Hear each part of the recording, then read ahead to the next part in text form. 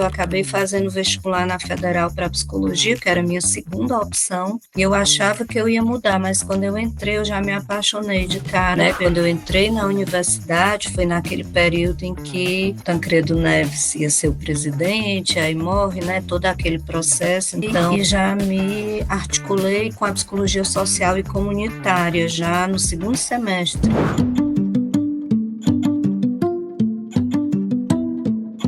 Olá! Oi, bom dia.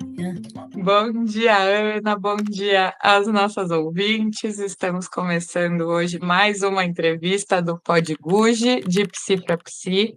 Vou apresentar aqui a Ana, ela que tem um currículo tão extenso que eu vou até usar uma colinha. Ana Inês Belém Lima, ela é professora, doutora, pós-doutora. Atualmente ela é professora da Universidade Estadual do Ceará, no curso de graduação em psicologia e também no curso de pós-graduação em educação. Ela é doutora pela Universidade de Santiago de Compostela e pós-doutora pela Universidade do Rio Grande do Norte. A Ana também é coordenadora do Núcleo de Estudos de Subjetividade e Saúde Mental, que chama LADES. A gente vai deixar o link para os projetos e para as coisas na descrição aqui do vídeo e do áudio do Spotify. A Ana também é fundadora, criadora do Núcleo de Psicologia Histórico-Cultural do Ceará. Ela também é mãe, nordestina, ama a arte, ama o mar. E hoje o que ela traz como principal desafio da carreira atual dela é a questão de sistematizar e trazer a psicologia histórico-cultural para o campo da psicologia clínica. Ana, é um prazer te ter aqui, muito obrigada, viu? Eu que agradeço, o prazer é meu. Bom, Ana, então, para começar o nosso bate-papo de hoje, o que eu gostaria de saber é como começou essa trajetória na psicologia? Então, começou há alguns anos, e a minha trajetória na psicologia, eu gosto até de dizer, né, que assim, ela começa num período também coincidente com um período também muito especial para o país, né, que foi a redemocratização. Né, quando eu entrei na universidade, foi naquele período em que havia a abertura, Tancredo Neves ia ser o presidente, aí morre, né, todo aquele processo, então a minha vivência na universidade esteve nesse período de luta pelas diretas, né, de retorno ao país do processo democrático.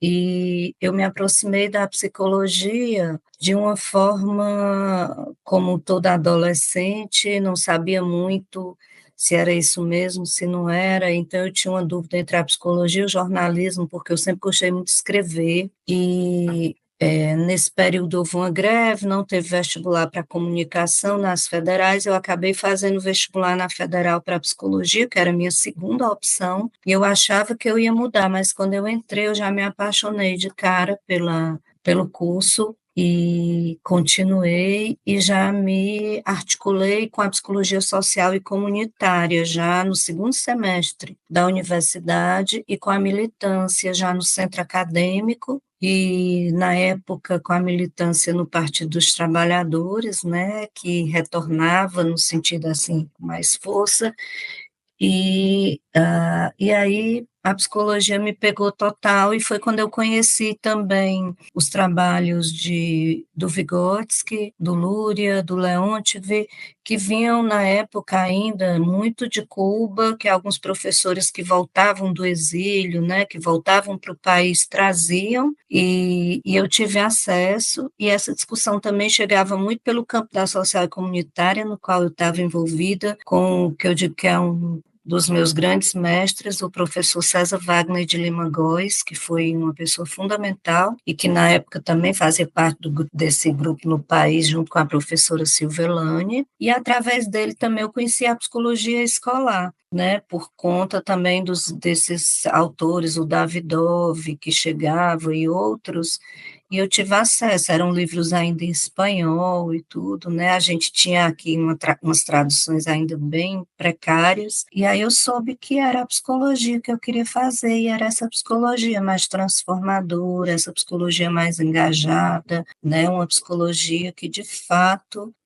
rompesse com a ideia que a gente tinha, né, que chegava muito na época de uma psicologia mais aliada a uma filosofia mais positivista, mais funcionalista, né, uma psicologia adaptacionista, né, e a gente via uma outra psicologia, e eu tive essa oportunidade na Universidade Federal do Ceará. Que interessante. E, Ana, bom, hoje em dia você é uma enorme referência dentro da psicologia histórico-cultural. Quando você teve esse primeiro contato, você vislumbrava, assim, essa carreira acadêmica, todo esse aprofundamento no estudo? Para falar a verdade, assim, carreira acadêmica, não naquele momento, mas assim, a psicologia histórico-cultural já foi me ganhando por essa questão. E aí o que acontece? Assim que eu me formo, bem jovem, com 22 anos, o professor César Wagner pergunta se eu gostaria de trabalhar no interior do Ceará. Então, eu fui a primeira psicóloga do Ceará, assim, contratada mesmo, como psicóloga educacional numa prefeitura. Você já tinha outros psicólogos, mas, assim, como psicóloga educacional, e aí ele falou, com a sua experiência como comunitária, você vai para a psicologia educacional na rede pública. E aí eu fui assessorar a Secretaria Municipal de Educação de uma cidade do interior, Pedra Branca, e foi um desafio fantástico, porque aí uniu essas duas coisas,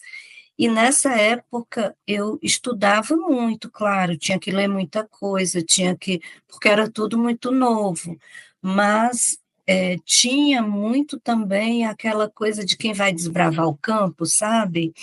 De ir para a zona rural, de pegar aqueles caminhos, descer naqueles carros e caminhar não sei quanto tempo, porque não tinha como o carro chegar até lá, de ver a gente implantou escolas de educação infantil, que na época a legislação brasileira, né, a gente ainda não tinha a LDB de 96, que foi quem veio, Lei Diretriz e Base, que veio que garantir, né, o que a Constituição já tinha colocado em 88, mas e organizar e sistematizar, mas era um desafio muito grande. Mas lá começou um pouco isso, porque eu comecei a trabalhar com formação de professores. E aí começa um pouco esse olhar mais acadêmico, né, de sistematizar coisas, de fazer a formação dos professores lá, de discutir, e uma formação muito política. Então, foi um período assim também muito difícil, eu muito jovem, aquela coisa idealista, muitos embates políticos, muitas discussões, né, com as câmaras de vereadores, né, com o poder local. Então, mas eu encontrei pessoas incríveis, né, a secretária de Educação, que era a professora Ana Maria Cavalcante, é uma figura incrível. Então, eu ainda não tinha tanta clareza, mas foi lá que eu descobri isso, tanto que nasceu lá o meu desejo de fazer um mestrado, porque eu sabia que para construir uma carreira acadêmica eu ia precisar fazer um mestrado. E aí, como eu trabalhava lá e me envolvi nesses embates, a minha vida começou a correr risco, né, as nossas, das pessoas que estavam lá, e eu acabei sendo aconselhada a deixar o lugar. E aí eu vim para Fortaleza para trabalhar ainda com psicologia da educação, mas eu fui para uma escola privada.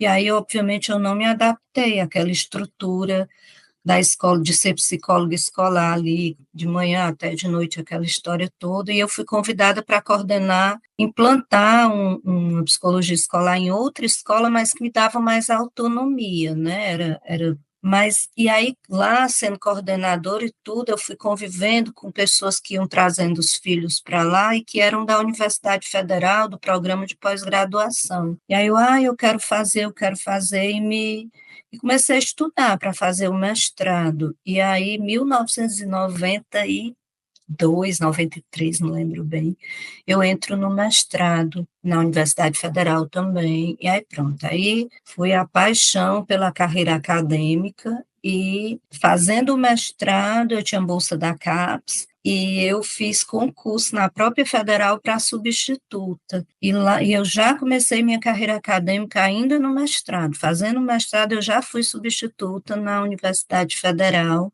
porque a bolsa da CAPES permitia, a única atividade que você tinha, podia ter paralela, era a docência na universidade, né? E aí, pronto, né, mordeu o bichinho, e também nessa linha, discutindo políticas de educação, políticas de alfabetização, já nessa perspectiva, e o meu mestrado era, inclusive, o professor César era o co-orientador, então o meu mestrado era no tema da identidade, a partir da psicologia histórico-cultural, utilizando o professor Ciampa, né, a discussão sobre identidade como metamorfose e tal, então eu estudava essa questão da identidade dos professores alfabetizadores, que tinha a entrada, era Vygotsky, Vallon e Piaget, que deu aquele boom no Brasil, e equiparava os três, né, e depois que a gente foi compreender que epistemologicamente, né, Piaget e Vygotsky se distanciam muito, né, mas foi um período muito importante, né, para mim, de aprendizagem, né? A professora Sofia Lesch também, na época, foi uma grande mestra para mim também nessa inserção na docência universitária, e aí eu comecei, né? Quer dizer, eu continuei, né? Porque para mim era um contínuo. Ei, você aí, tá gostando da entrevista? Não deixa de se inscrever no nosso canal, se inscreve no Spotify também, siga a gente lá nas redes sociais, @gudpsi, tá bom? Para você acompanhar tudo bem de pertinho. A gente tem boas novidades vindo por aí. E nesse processo também eu tive o privilégio de ser convidada para fazer algumas assessorias em escolas na regiões praianas aqui do Ceará, e eu amo praia, inclusive o trabalho com comunitário também era numa aldeia de pescadores, né, onde a gente trabalha em fortalecimento de liderança, de autonomia, né, e tal, de organização coletiva deles, e eu fui trabalhar também com professores, né, essa organização, essa potência. E nesse período eu me descobri muito na arte também, então foi um período que eu comecei a cantar. Então eu fui para coral e tinha um amigo nessa região que eu ia de praia e a gente cantava em barzinhos também no fim de semana. Nossa, Então foi um período assim que eu descobri também que a arte para mim era alimento, era muito necessária, né? Era algo assim que estava dentro. A arte e o mar são duas coisas, né? E aí esse período eu termino, né? O doutorado, o mestrado, que foi logo eu estava nesse trabalho, e eu fiquei um tempo, quando eu terminei o mestrado, ainda fazendo esses trabalhos.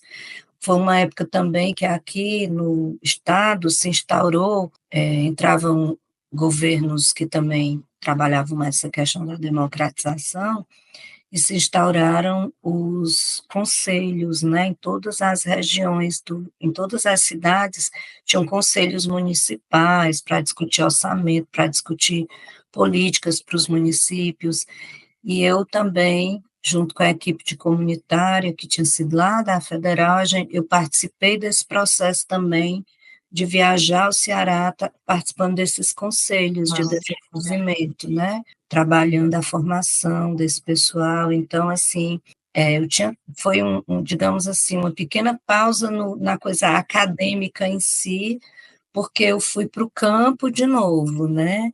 Para ver a prática. Você teve uma vasta experiência em todo o território, não todo, né? Mas em grande parte do território do Ceará, assim, isso é Sim, muito eu interessante. viajei muito, assim, e também com a base, né, que eram os trabalhadores, que eram os professores, que eram as pessoas, que eram também os políticos locais, né, os diretores de escolas.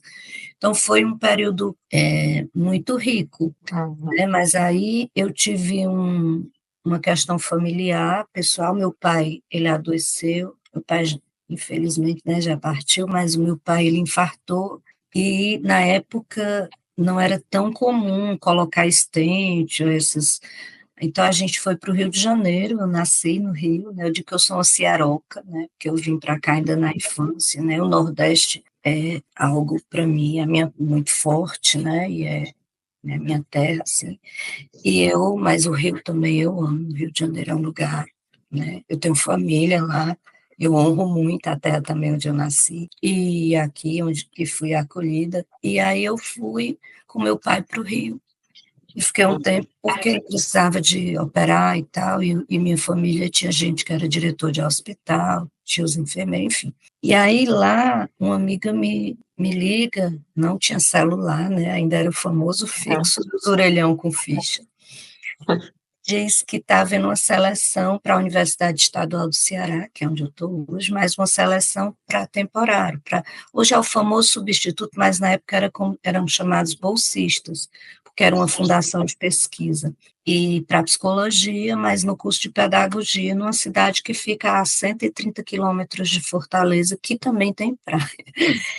E aí ela disse, eu vou mandar teu currículo, ela mandou meu currículo, eu fui pré-selecionada, vim, aí tive que voltar correndo, fui para uma entrevista, e lá foi outra experiência incrível, porque era uma universidade pública, mas não na capital, né, porque a gente tem campus em vários interiores, e foi onde eu já cheguei e já fui ser coordenadora de curso, porque não tinha ninguém para coordenar, eu e uma amiga.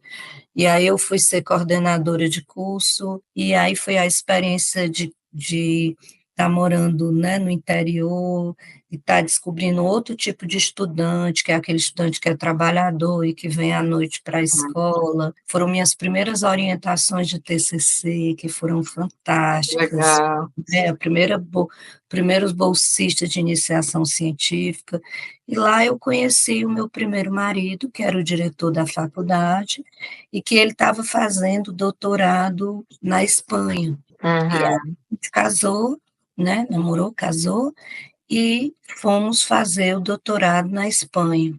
E aí, nesse período, eu saí da universidade, porque eu era substituta, né, e fui fazer o meu doutorado. Ele já fazia, eu fui fazer o doutorado em Santiago de Compostela.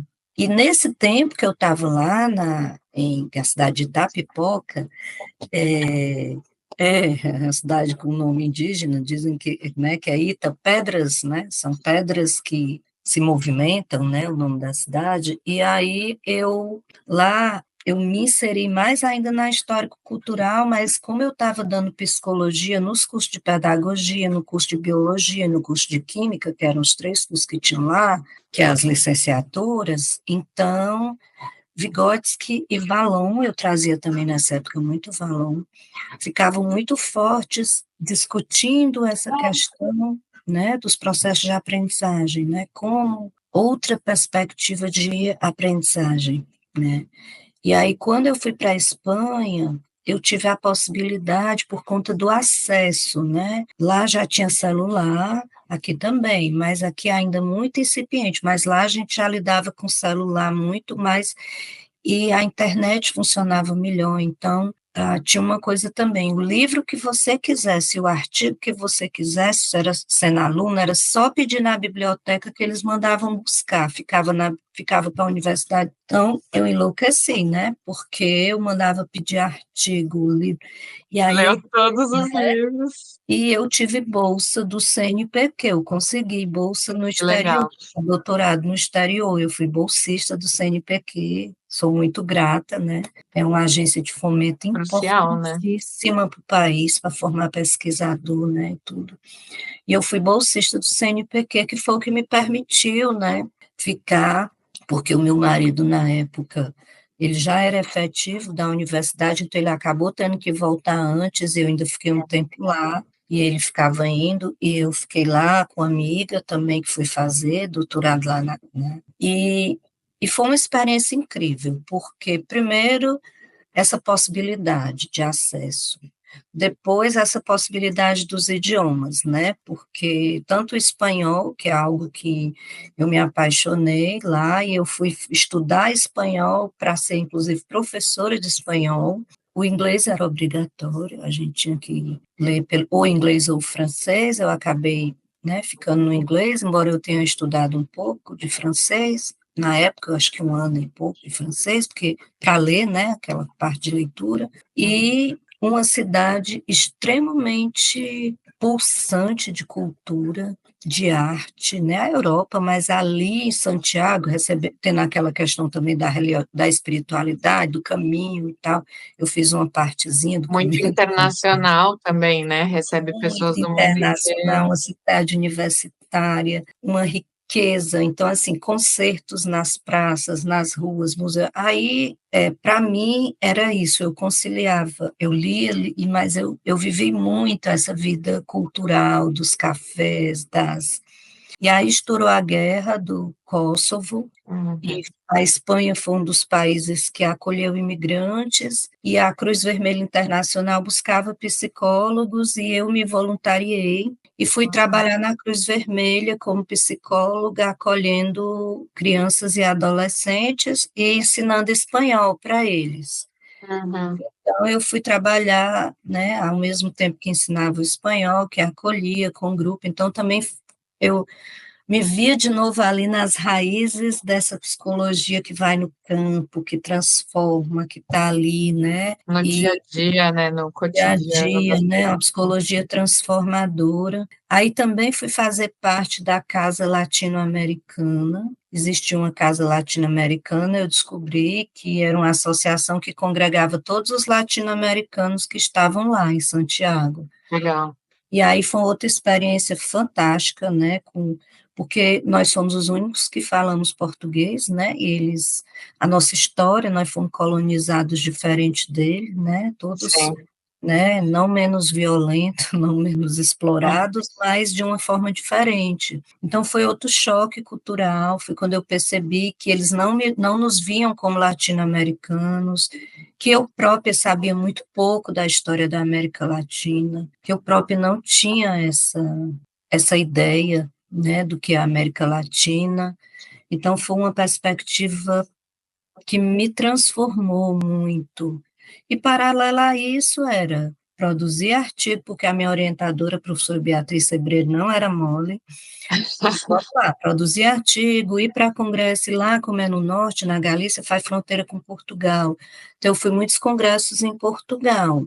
Ah, E legal. também a minha orientadora passou a coordenar um projeto da Comunidade Europeia, que era Londres, Santiago, né, que era Espanha, e Bruxelas, né, era Bélgica, Espanha e Londres, e Inglaterra. E a gente passou a fazer parte desse projeto. Então, foi outra experiência interessante, né? Uhum. Com esses Muito três internacional mesmo. final de dia, aí, né, a gente fez amigo, fui para a Bélgica, né, um amigo querido lá também que não recebeu, não sei o quê. E Então, nisso pensando, né, nas subjetividades assim diversas de cada contexto, de cada região, é muito interessante também essa experiência é do encontro. incrível, incrível. Eu lembro que eu e meu ex-marido, a gente recebia muito lá na casa que a gente tinha, como ele era professor aqui, a gente conseguiu lá ficar numa residência universitária para professor. Então, era um apartamentozinho, muito lindinho. E a gente recebia. Então, tinha gente da França, tinha gente de tudo que, da Alemanha, eu lembro muito da nossa amiga alemã. Então, tinha gente de tudo que era país que estava lá e a gente conversava. E nós fomos morar na residência que era do lado da Biblioteca da Letras. E aí foi quando eu fiquei, a mulher da biblioteca, ela dizia assim, eu li, assim, aí eu mergulhei em Dostoiévski, eu fui ler Dostoiévski, aí eu fui ler depois, né, os russos, Tolstói, aí depois, não, eu quero ler os espanhóis, e aí eu mergulhei na literatura mesmo, Aham. espanhola, nos romances, no, sabe, assim, meu Deus, aí fui ler literatura, aí Gabriel Garcia Marques, né, a literatura latino-americana, e aí fui ler Isabel Allende, que eu não tinha tempo aqui, né? Então, lá com o tempo, com a bolsa, eu fui ler literatura, me apaixonei como sou apaixonada até hoje, então, assim, eu não vivo sem livros. E, Ana, esse também é um aspecto muito interessante da sua trajetória, de como realmente a arte foi marcando a sua vida e também a sua prática profissional, né? Assim, também é indissociável, é complexa essa discussão, né? De que é um pouco indissociável quem a gente é de qual psicologia a gente produz. Então, Com certeza. é muito interessante essa sua experiência com a arte. Você acha que ela foi também afetando a psicologia que você faz? Total, e o Vygotsky, eu já tinha, né, lá a incursão que eu fui ler as obras, porque tinha sido feita aquela tradução das obras escolhidas para o espanhol, que ainda é considerada, né, uma das melhores, assim, e o Vygotsky é um amante da literatura, né, da filosofia, e ele traz muito essa coisa, então eu também fui entendendo que a literatura, ela traz a própria vida, os personagens, principalmente, por exemplo, Dostoiévski, né, o próprio Vygotsky comenta, e aqueles personagens ali, eles são a representação de quem somos nós, múltiplos. Pela literatura, você mergulha no humano, na sua diversidade, na luz e na sombra, como se diria, no que é bom, no que é mal. Eu sei que é dicotômico, mas eu estou falando do ponto de vista dialético, né? De que ninguém é só uma coisa só, né? E que são nessas contradições que essas nossas sínteses e quem somos nós vão se produzindo. E a literatura, para mim, ela é fundamental, não só a literatura acadêmica, porque é óbvio, né, que eu tenho que ler muito, mas assim, o próprio Vygotsky fez um ensaio sobre Hamlet, né, que é um livro fantástico, mas a literatura para mim ela é alimento, ela é vital, né? Agora recentemente eu tenho estado com os livros da Carla Madeira, né, que eu acho fantástica, né, e o Tudo é Rio, ele me impactou muito, né, e eu estou lendo agora, começando a ler os outros, porque geralmente eu tenho dois ou três, né, eu sempre fico com um livro ali, outro ali, porque eu também estou lendo agora muito sobre feminismo negro, né, sobre... E aí a biografia da Viola, que eu recebi de presente de uma amiga, ela está ali comigo, né, eu estou lendo a biografia da Viola, e esses outros, né, livros também que tem a ver, né, e então, isso para mim, a arte, ela foi me mostrando, como o Vygotsky traz, que, e o próprio Marx fala da vida, né? Como essa vida concreta, como essa praxe, não é concreta no sentido de um objeto, mas justamente é concreta porque a gente vai se fazendo ali permanentemente. Então, não faz sentido eu me isolar abstratamente numa teoria e ficar elocubrando em cima de algo, é na própria vida. E o próprio Marx, todo o trabalho dele é em cima disso, né? Em cima da relação do ser humano com a atividade dele e a atividade do trabalho de transformar a natureza. E o Vygotsky pega isso como um método para mostrar como nós, psiquicamente, aliás, como nós integralmente, né, mas assim, como o nosso psiquismo, as nossas funções superiores que vão nos diferenciar dos outros animais, elas só foram possíveis porque nós construímos essa cultura, né, e a arte está nessa base, já desde lá da pré-história, né, quando se escrevem as pictografias, né, que também é outra coisa que eu amo, e aqui, por exemplo, no Nordeste, no Piauí, a gente tem a Serra da Capivara, que eu tive o privilégio de e que é uma coisa fantástica, né?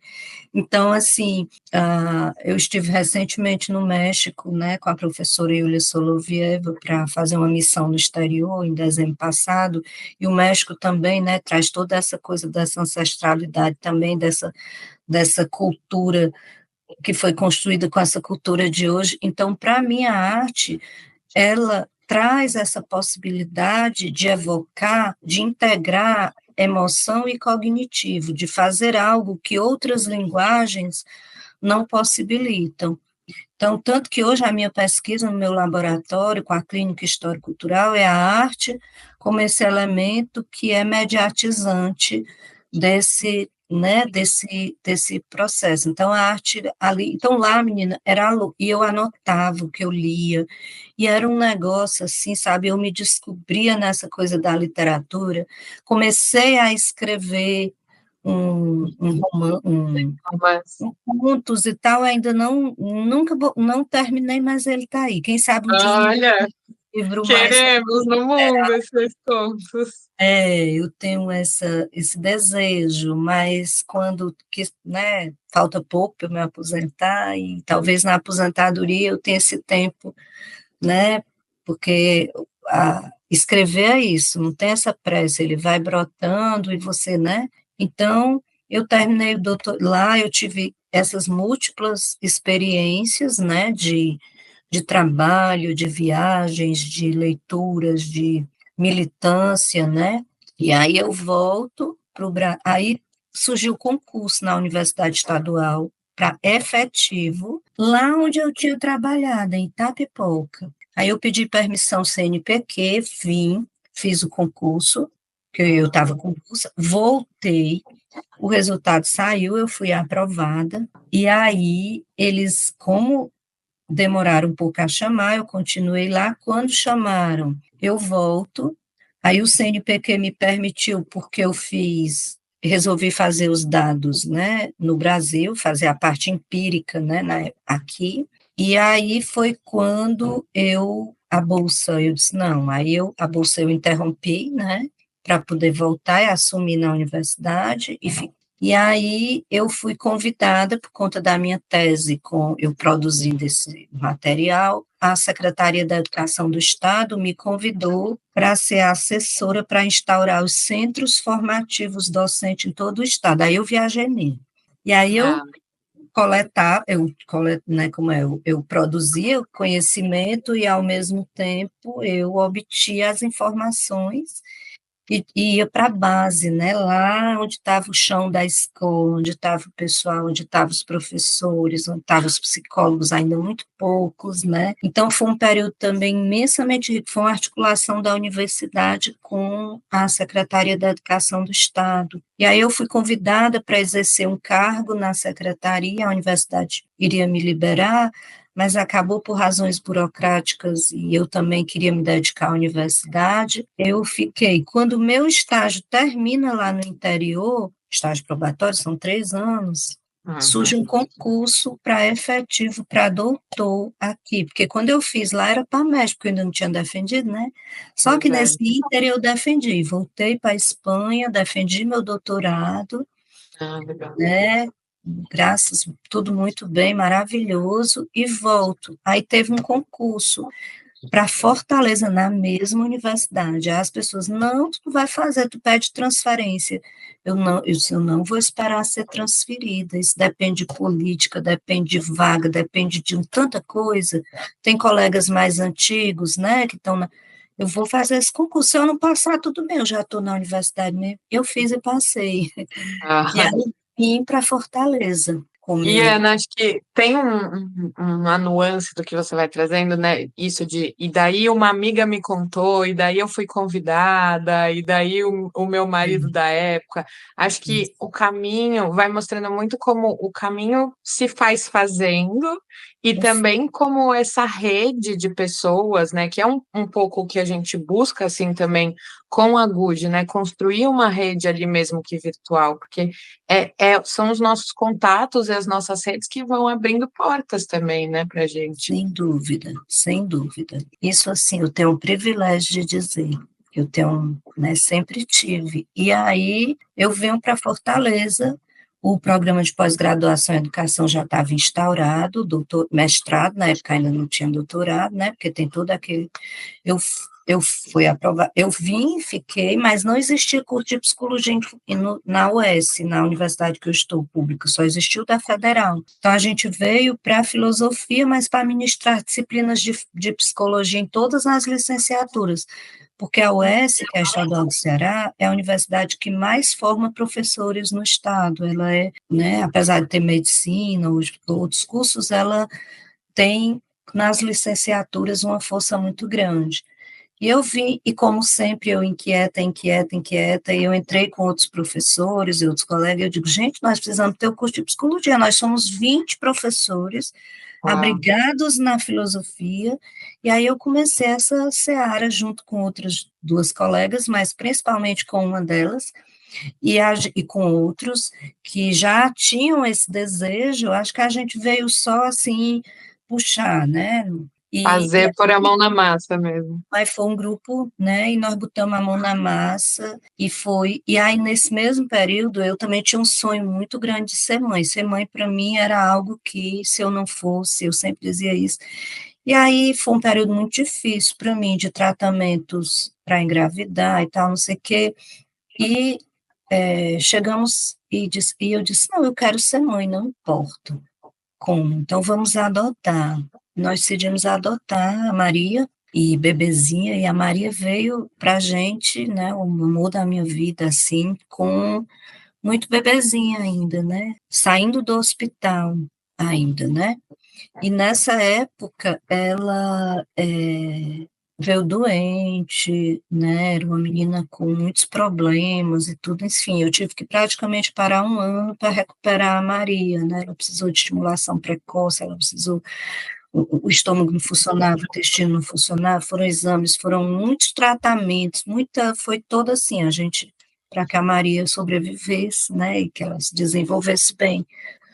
E aí, quando a Maria já estava bem, com 2 aninhos, foi quando estava essa luta aí para criar o curso de psicologia, e a gente criou, eu tive a honra de ser quem apresentou no conselho, né, no CEP da universidade, eu apresentei o curso, eu fui a primeira coordenadora do curso de psicologia, com muita honra, né, porque foram muitas noites acordadas, eu e a professora Michelle, minha amiga, ela com a Maria Clara dela, eu com a minha, 2 bebês, eram do mesmo nome, duas Maria bebês, Clara, sim. duas da mesma idade, na porta, nas antessalas dos governadores, dos deputados, não sei o quê, tentando fazer na reitoria, tal. Então, foi um período, assim, desafiador, né, 2 mães, e, e aí criou-se o curso, e aí eu digo, pronto, agora eu posso fazer a psicologia histórico-cultural de fato, porque antes era licenciatura, agora é para o curso.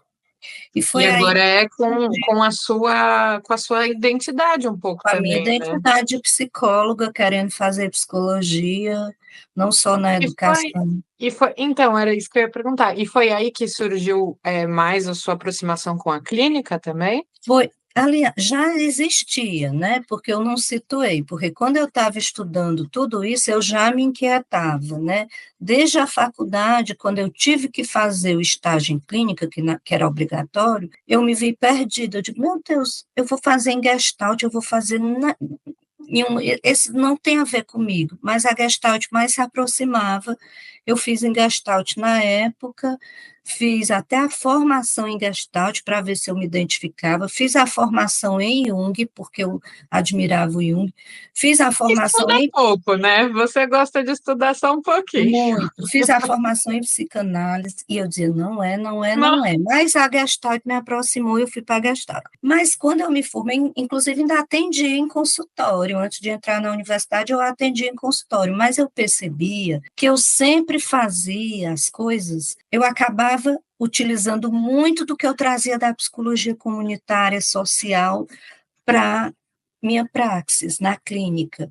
Então, eu não era tanto que eu não me assumia, eu sou gestalt terapeuta, eu dizia, eu sou psicóloga clínica, e eu Uhum. tinha, por quê? Porque isso já estava lá, e eu vinha questionando, eu falava para o César, e o César, não, se aproxima mais da psicologia latino-americana, né, da psicologia da libertação, e eu trazia isso, né, essa coisa da saúde mental crítica, eu já tinha isso. Foi a época da reforma psiquiátrica e tudo, né? Da luta antimanicomial, participei muito dessa luta. Então, para mim, era isso. Clínica, clínica, e eu com essa inquietação, atendendo, mas. E aí, quando eu fui para o curso de. E aí, na educação, eu estava sempre estudando a saúde mental dos professores, eu fazia esse gancho. Saúde mental docente, sempre trazendo a psicologia histórico-cultural. Quando eu entrei no curso, eu digo, bom, agora. E aí os meus alunos. E aí eu tive o privilégio de encontrar alunos que começaram a me provocar nesse sentido, porque já sabiam da minha história. E eu já falava sobre história cultural, já falava sobre a importância dessa área, de como ela podia ser na clínica, eu sempre falei, mas não de forma. E aí teve uma aluna especificamente, né, a Aline, que depois foi para o núcleo, que ela, não, eu só vou fazer esse fã histórico-cultural, mas eu já estava orientando outros alunos antes dela, só que ainda fazendo essa mescla, né, o aluno trazia coisas do Jung, o outro trazia, mas quando eu fui supervisionar, aí a partir daí eu disse, não, Existe. E aí a internet já estava, né? Aí eu fui mergulhar para buscar textos, para buscar coisas, para saber nos outros países onde que estava tendo, o que estava tendo. E já existia ali em Maringá um pessoal muito engajado com psicologia histórica e cultural, mas muito nessa perspectiva da social e da educação. Da clínica, a USP também depois veio, mas eu posso dizer sem modéstia nenhuma que eu acho que nós aqui no Ceará fomos de fato assim os pioneiros assim para jogar isso no mundo, né? Assim, para dizer, ó, tem, é possível, vamos sistematizar, vamos. E aí eu sempre fui muito criteriosa com as coisas, assim. Para eu dizer, tem uma sistemática, eu tenho que fazer, eu tenho que ter uma prática. Eu não vou sair falando que eu faço clínica histórico-cultural só porque eu faço teoria. Eu tinha que ter, meter a mão na massa. E eu me preocupo muito com isso hoje, sabe? Com a formação dos nossos alunos. O povo sai da faculdade e porque leu ali um pouco, tal, aí já se intitula, não busca supervisão, sabe? E na psicologia marxista isso é algo, né, que é muito questionado porque nós sabemos dessa Da prática, importância do método, né? e aí, eu tenho todos esses dados, e então eu disse, não, quando fizer uns 10 anos de atendimento, que a gente tenha longitudinal, e a gente está começando agora isso, recolher e fazer a pesquisa, nós vamos, né, isso aí sempre foi claro para mim, eu disse, eu vou esperar, eu vou pegar todos os alunos que eu supervisionei, os casos que eles atenderam, os prontuários, e nós vamos mergulhar nesses prontuários para a gente ver o que foi feito, para a gente fazer uma sistematização. E aí a professora Iúlia, ano passado, começou a me provocar sobre isso. Ana, você tem muito material, vamos lá. E aí foi quando eu disse, não, eu já, há uns 5 anos atrás, eu já tinha conversado com minhas coordenadoras do serviço, coordenei o serviço de psicologia por 4 anos. Depois de ser coordenadora do curso, eu passei a coordenar o serviço por 4 anos, porque eu fiquei um tempo, eu sofri um acidente de carro, fiquei sem andar, então eu passei um tempo muito difícil, fiquei internada, fiquei 1 ano praticamente sem andar, fiquei em cadeira de roda, toda essa questão. Quando eu retorno e eu fui coordenar o serviço de psicologia por 4 anos. E o LADS, o laboratório que eu criei, a partir de um edital universal do CNPq que eu consegui. Então, eu disse, não, agora, quando foi ano passado, eu disse para a Yulia, agora eu já posso pegar tudo isso que eu supervisionei, tudo isso que o povo criou, toda essa minha trajetória, e, de fato, olhar o que foi feito, olhar o que era histórico-cultural, o que não era, o que a gente improvisou, os conceitos que a gente usou, para que a gente possa, de fato, sistematizar isso, né? E isso é um trabalho que não vai ser um trabalho curto, né? Um trabalho longo, que, inclusive, é um trabalho que eu pretendo colocar em edital, né, maior do CNPq e tudo, para que a gente possa ter, né? E aí, nesse período, no curso de psicologia, aí o curso foi crescendo, cada vez mais bonito, A e psicologia histórico-cultural foi crescendo no país também. muito, e no curso também, tanto que a gente tem estagiários todo semestre, a gente tem um grupo grande que opta pela abordagem, e no país todo, e aí, nesse processo também, foi entrando outros alunos muito fortes, como o Arthur Bruno, que hoje é do núcleo, e nesse processo eu encontrei o meu outro filho, que entrou como aluno, e que hoje é meu filho, que eu adotei também, que entrou jovem, e que nesse percurso se aproximou de mim, que nesse percurso pai morreu, mãe morreu, né, todo esse processo dele, e então, né, eu tenho 2 filhos adotivos, e aí ele já adolescente, já rapaz, né, quando eu adotei. E foi um processo de aproximação gradativa e tal, e que é também uma figura hoje, né, que faz junto comigo também, junto com os meninos no núcleo, muito importante. E aí quando veio o processo de pandemia, Eu falei, não, a história cultural, as pessoas começaram, o online ficou muito grande, e nesse processo eu me separei, né, nesse processo lá do curso, e depois casei de novo, então na pandemia já não era o pai da Maria que estava comigo, era outro companheiro, e eu comecei a ver a demanda online, o pessoal me pedindo e tal, e eu começava a trazer a patopsicologia, pouca gente falava sobre patopsicologia, eu conhecia, e eu trouxe a patopsicologia e montei um curso rápido, ligeiro, na internet, e tinha mais de 100 pessoas nesse curso, do país inteiro. E aí nasceu, e eu falei, não, gente, vamos criar um núcleo de psicologia histórico-cultural. E aí convidei um, convidei outro, uma que estava antes, que hoje já não está mais, mas enfim, eu criei esse núcleo para que a gente pudesse difundir a psicologia histórico-cultural clínica no país, né, para que a gente pudesse formar pessoas. Porque antes da pandemia, vale dizer isso, logo que eu me separei, 2014, 2015, eu montei sozinha uma formação de 2 anos que eu ministrei sozinha para psicólogos para psicólogos, doutores, mestres e alunos que estavam lá meio se formando, porque eu estava me sentindo absolutamente só. Então, uma Na vez por mês, psicologia eu clínica fazia essa formação. histórico-cultural.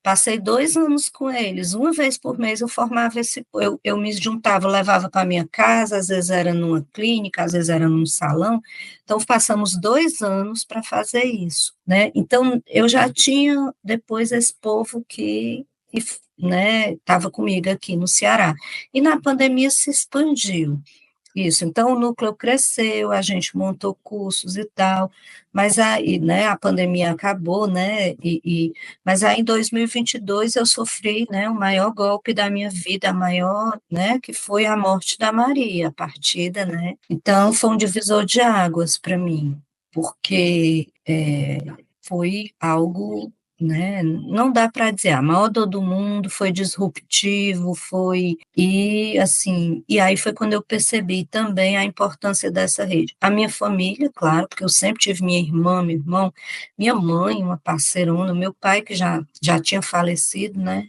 E minha sobrinha, que é minha luz, né, assim, tem 8 anos, a Bia, e o meu filho, e aí os amigos, assim, sabe assim, aquela rede que me cercou muito, então meu cunhado, foi um grupo, assim, muito forte, que me mostrou, porque eu não tenho vergonha de dizer isso, mas naquele momento a única coisa que eu pensava era em desistir da vida, né, assim, Claro, eu meu imagino. processo coletivo, né, ele foi, então assim, eu não via razão, era algo muito intenso, né, tanto que a psicoterapia, o acompanhamento médico, psiquiátrico, os amigos, os grupos, e aí eu digo, e a psicologia histórico-cultural, o Vygotsky fez parte dessa salvação minha também, porque isso é onde eu depositei muito, né, afeto, eu me constituí ali, então eu dizia, gente, é isso, é contradição, é vida, é morte, né? E tem muita gente ainda, tem muita coisa para fazer. Então isso também, essa experiência, ela me transformou, né? Hoje eu sou outra pessoa. Eu fui descobrindo outras coisas e fui descobrindo cada vez mais o valor do afeto, o valor do humano, o não julgar precipitadamente, o saber que a vida, ó, é isso aqui, que você está aqui, depois você não está, que é bobagem você ficar remoendo, que é bobagem você odiar, você ter raiva, você sabe, faz parte, tudo é emoção, cabe tudo. E nas lutas a gente tem que ter mesmo essa intensidade, tem que se indignar, tem que se. Mas o movimento da vida é esse, isso passa, você vai na alegria. Então, eu passei a incorporar outras lutas também, a luta do luto, porque é uma luta minuto a minuto. E aí eu conheci um grupo maravilhoso, capitaneado por uma amiga psicóloga tinha se formado comigo, Evelúcia, e ela, um grupo de mães em luto, né? Que elas chamavam, né, Nossos Anjos, e esse grupo para mim foi fantástico. Então, a gente se encontra todo mês, a gente se reúne, a gente troca história, a gente partilha experiências, e aí eu fui para outro processo de ver como a história de vida ela nos constitui, como a gente aprende, a gente troca com a história do outro, né? E como essa coisa da materialidade no sentido das coisas mesmo, como tudo é efêmero, né?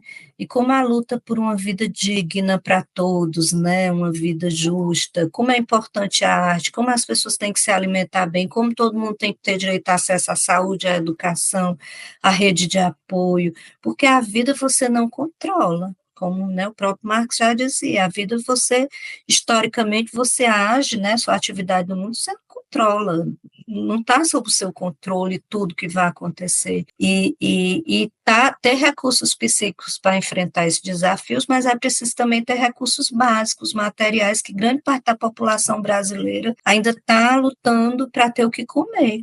Né? E eu vi assim o meu privilégio de não ter só o que comer e ter um trabalho, mas ter uma rede de apoio, de afeto, ter uma teoria que, né? E aí nasceu outra Ana Inês, inclusive como profissional, né, de estar, assim, forte na psicologia histórico-cultural também, mas de estar olhando, assim, dentro dessa história cultural clínica, né, qual a minha aproximação.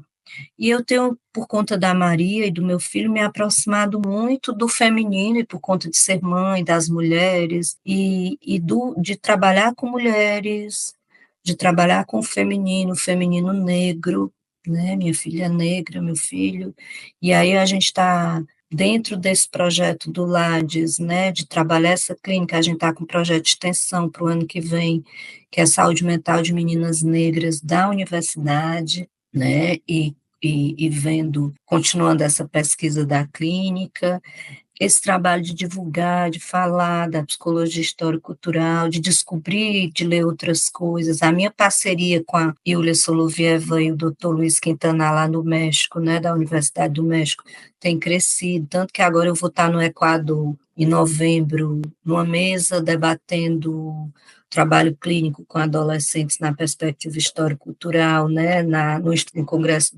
Latino-Americano de Neuropsicologia, a gente tem uma mesa, eu, ela e o pessoal da Bahia, o Caio. Então, assim, muita coisa nova, o retorno à arte, o retorno às ancestralidades. Eu também encontrei um grupo de mulheres fantásticas, que é uma psicóloga que ela trabalha, acho que o grupo se chama Em Flor, que só trabalha a psicologia do feminino, e lá eu sou parte do grupo, eu não conduzo. E foi outra descoberta, me encontrar com o meu feminino, me encontrar com as raízes, e aí o outro grupo que se chama também Flores de Maria,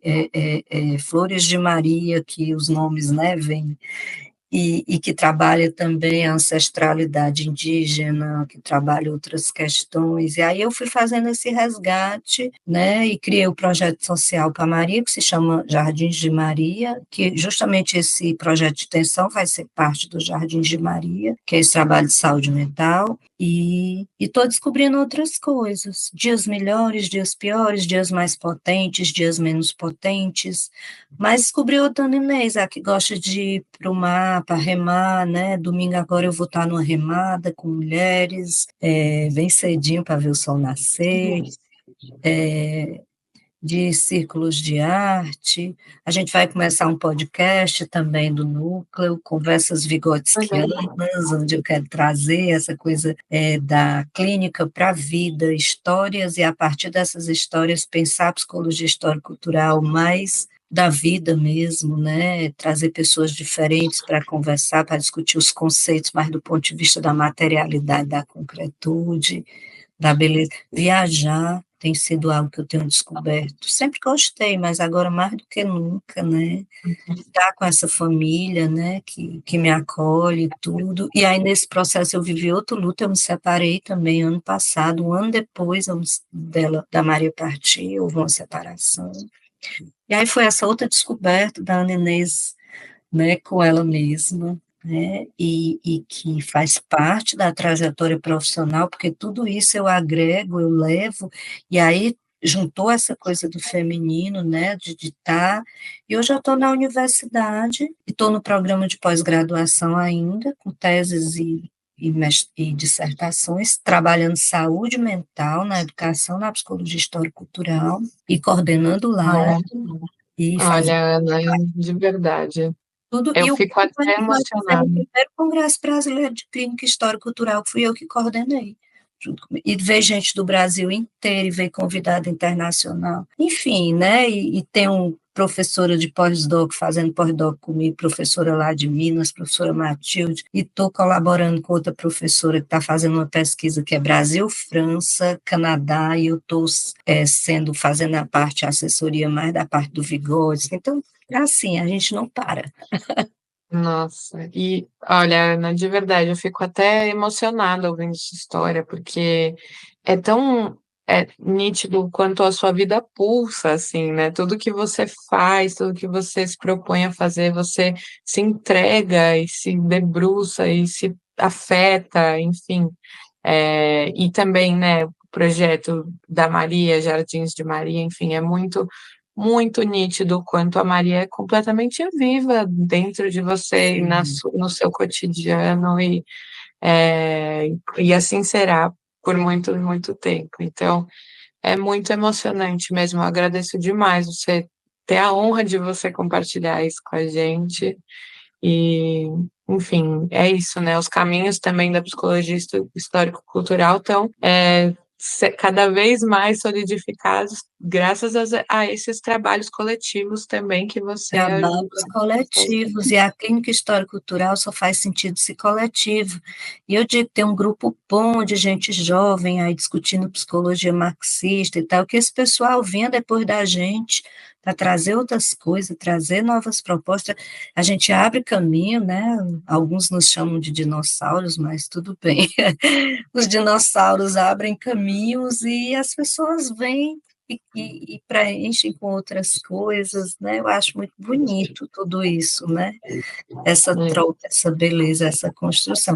Eu agradeço demais, é uma honra para mim contar a minha história, você poder ouvir, e que essa história, de alguma forma, ela possa chegar para outros psis como uma forma de dizer, olha, essa trajetória, é a gente que faz, mas a vida também traz, ela é múltipla, mas tem que ter afeto, tem que fazer sentido para você, e assim, não se preocupe se você está num caminho aqui, daqui a pouco você vai para outro caminho. Eu não imaginei que eu ia conseguir que a clínica histórico-cultural, quando eu estava lá atrás, não tem abordagem para mim, e tem, né, e são desafios mesmo, então que eu possa contribuir, né, para as pessoas que ouvirem o podcast, entenderem isso, que a vida realmente, por mais que tenha desafios, ela vale muito a pena. E que hoje eu não penso em... e que eu tenho certeza que a Maria está vibrando pelo fato de eu não ter desistido de nada, né, nem do meu trabalho, por eu estar aqui mostrando às pessoas que vale, né, que a gente tem o que fazer aqui. Olha, me deixou emocionada e tenho certeza que todo mundo que está ouvindo, te agradeço muito quem ouviu a gente hoje e muito obrigada mesmo, Ana. Bom, gente, muito obrigada por terem ouvido o nosso podcast, por terem acompanhado a gente até aqui. A gente agradece muito. Deixa seu like, se inscreve no canal, se inscreve no nosso canal do Spotify também. Segue a gente no nosso Instagram, @gujpsi. Lá a gente vai postando as novidades, vai perguntando para vocês também o que vocês querem ouvir nos próximos podcasts, quem que vocês querem que a gente traga. Vocês também podem ser entrevistadas, a gente tem o nosso formulário do Google Forms para vocês preencherem se quiserem ser entrevistadas. A gente está muito querendo ouvir pessoas de várias áreas, de várias realidades, em vários contextos.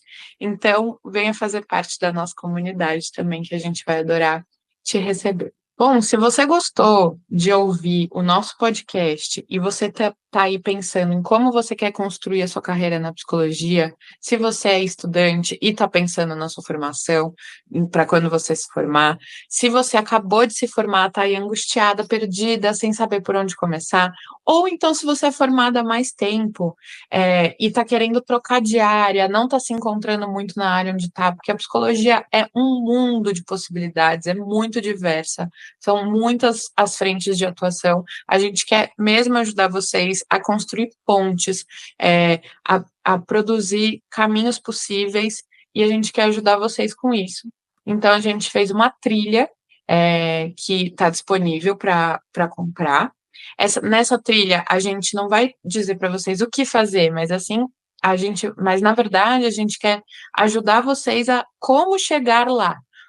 Então, por exemplo, eu tenho muita vontade de começar na clínica. A gente dá dicas de como começar na clínica. Não, eu tenho vontade de trabalhar com saúde pública. A gente dá partes do passo a passo de como chegar no trabalho em saúde pública. E, enfim, são muitas as possibilidades e a gente quer mesmo construir pontos e construir essa comunidade fortalecida de psicólogas, tá bom? Então, muito obrigada, gente, por nos ouvir. Fiquem ligados e se inscrevam no Instagram e no canal. Um beijo.